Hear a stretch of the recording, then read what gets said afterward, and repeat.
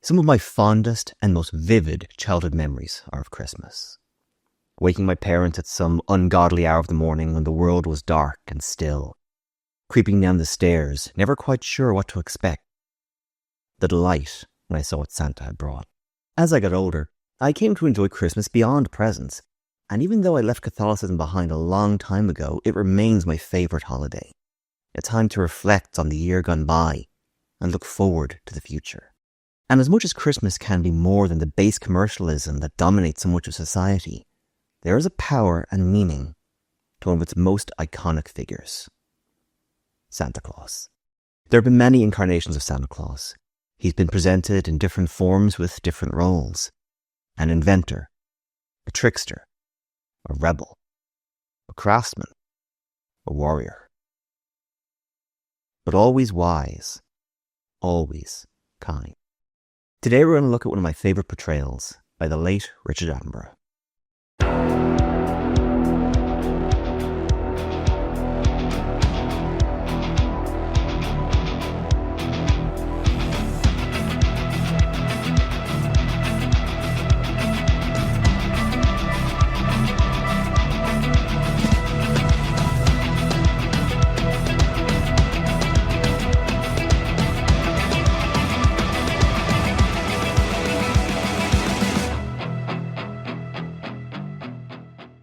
Welcome to the workshop. My name is Paul, aka Wordmaker.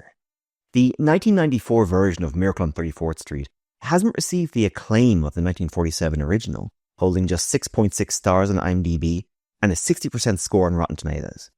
But as I say in the rules of the workshop, nothing is simply good or bad.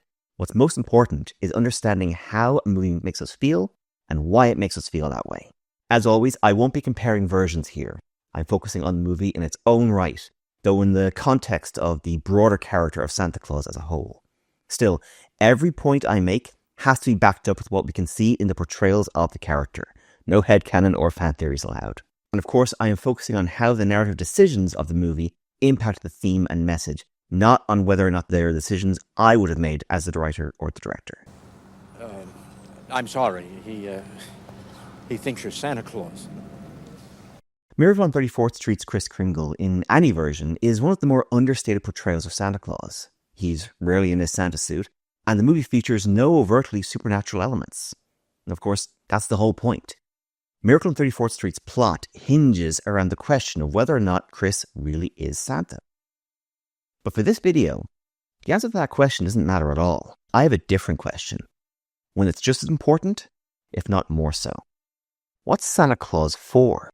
As Kris himself explains, there are different names for Santa Claus all over the world, and while many differ quite a bit from one another in terms of appearance and method, they all generally revolve around giving gifts to children. Now, that's a very surface level answer. Santa gives presents to the kids on the nice list. I want to scratch a little deeper. I want to see what Santa Claus means beyond the presents. Will this end up being another straightforward video that concludes Santa's role is to spread joy and wonder to children? Let's find out. Miracle on 34th Street is interesting among Santa movies because I can't think of any others that address parents being the ones who buy the toys. A major plot beat occurs when Kris learns how much the Kohl's department store is overcharging for all those popular toys, and he starts sending parents to other stores that have better prices, even to the rival store Shoppers Express, whose owner, Victor Lambert, is trying to buy out Kohl's. This is an important detail because the audience is supposed to have doubt, to question whether Kris is really Santa or not, while the characters, Dory Walker in particular, need to have no reason to believe he's anything other than a kindly, if eccentric, old man. So right off the bat, the idea of Santa delivering toys and presents is upturned. Yeah, that's the spirit. Thanks, Santa. Thank you. Now, Kris's motivations are clear: to ease the burdens of parents at a time when every penny counts. This act of charity, along with a movie-stealing scene with the always wonderful Alison Janney, inspires Donald Shellhammer to propose that Kohl's adopt a policy of finding customers what they want at the best price, even if that means sending them to another store. This, in turn, ends up generating so much goodwill business that Kohl's is saved from being bought out. We have a clear message that kindness begets kindness. You think I'm a fraud, don't you? I think fraud is a bit too strong of a word. But you don't believe in me. But there's a somber side to this movie. If Santa Claus has a weakness, it's the need to be believed in. I interpret Kris Kringle as a somewhat jaded character. While he's cheery and whimsical, there's a sadness to him, something hiding behind his eyes. There's a reason there's so much of a focus on the commercial side of Christmas. Kris obviously cares deeply for children, but just as important to him is the idea of Santa Claus and what he represents. It's a subject of deep emotion for him, as we see him become offended to the point of anger when Tony Falacci is not only a poor Santa, but publicly getting drunk in front of children who look up to the figure. Yet when asked to replace Tony, Kris is initially reluctant. His hand brushes over the hat that Dory pushes to him, showing a fragile trepidation. It reminds me of stories where an old hero is convinced to come out of retirement for one last adventure. Once he's in the suit and on the parade float, Kris is elated. He throws himself into it, thrilled by the delighted response from the crowd. This rapt emotion is seen again when Kris first sees the Christmas grotto in the Kohl's store. His expression is that of a child. I don't mean that as an insult.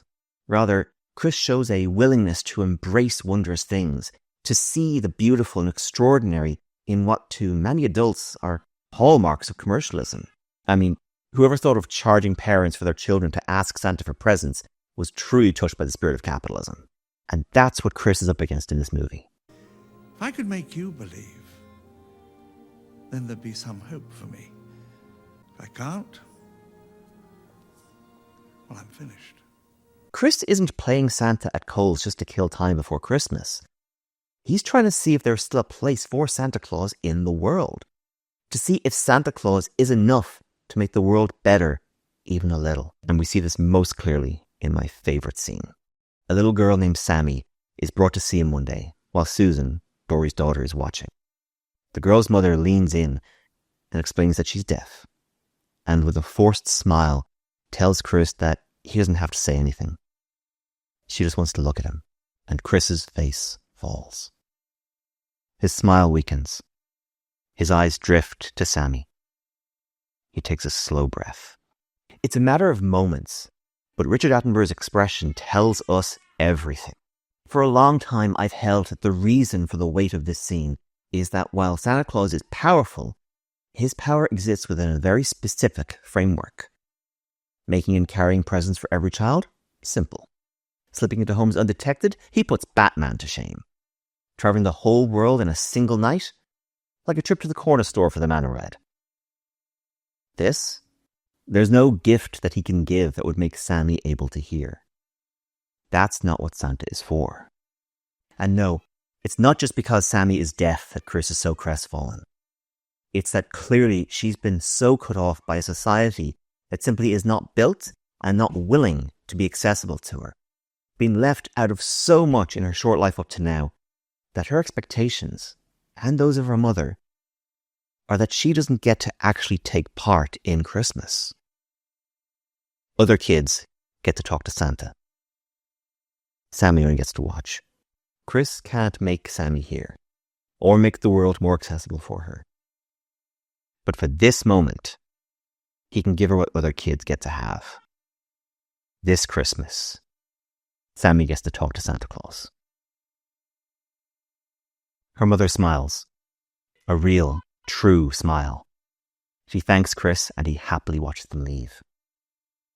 And a bit of movie trivia, the actress playing Sammy, Samantha Krieger, is actually deaf. Richard Attenborough asked for their scene to not be rehearsed before they shot it for real. Her reaction, when he starts to sign to her, is completely genuine. Kris exemplifies kindness, and from this kindness springs joy, which gives us hope that with small acts, we can all make the world a better place. Eventually, of course, the worst happens, and Tony baits Kris into striking with his cane. It's blown entirely out of proportion, and the Shoppers Express executives even have a photographer at the ready. What happens next is interesting, because despite the courtroom scenes that make up the final act, we never get to see this frame-up brought to light. The charges are essentially dropped off screen, and instead the final conflict is brought on because Kris fails his mental competency exam on purpose. He is ashamed of his behaviour and feels it's best that he be forgotten, so that at least the name of Santa Claus will endure, even if it's no longer him. The fight in the courtroom is not to prove Chris is innocent, but ultimately to find out if the people of New York will accept him as Santa Claus. And in true New York movie fashion, they do. For his kindness, his decency, New York embraces him and he goes free. You mess with one of us, you mess with all of us! All of us, young and old, benefit from allowing things as ephemeral as joy and wonder into our lives. From the smallest acts of kindness to the greatest feats of charity, we can make this world a better place. Is Chris really Santa Claus? It doesn't matter. What matters is what the idea of Santa Claus brings out in us. In the end, yeah, this turned out to be a pretty straightforward video. I'm not saying anything that hasn't been said before, often by better writers or speakers than me. But I think that some things don't lose their impact by repetition. Some things need repetition. They demand it. Like training for a marathon or studying for a test, repetition builds strength. We repeat these things so that we do not forget, and so we can pass this lesson on to others. There is power and goodness in believing in things like kindness, generosity, hope, and wonder. The world is a big, often cruel place, and these days it seems to be getting crueler. Life isn't always fair. We can work hard, do all the right things, and still fail. So we need light in the darkness. We need things to hold on to.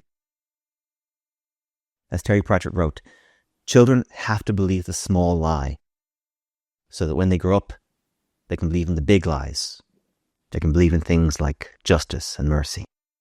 Just because something isn't tangible, isn't real, doesn't mean you can't believe in it. This was a short one. Frankly, I let my schedule get away from me and I wanted to get something out in time for Christmas because it really is my favourite holiday. This will be my last video of 2024. Partly because by the time you're reading this, the space I'm standing in will have a Christmas tree parked in it, and it will be a hassle to try and rearrange the entire room to make space for a shoot. I'll be back in a few weeks, hopefully with a better handle on my deadlines. Merry Christmas, have a happy and peaceful holiday, and I'll see you in the new year.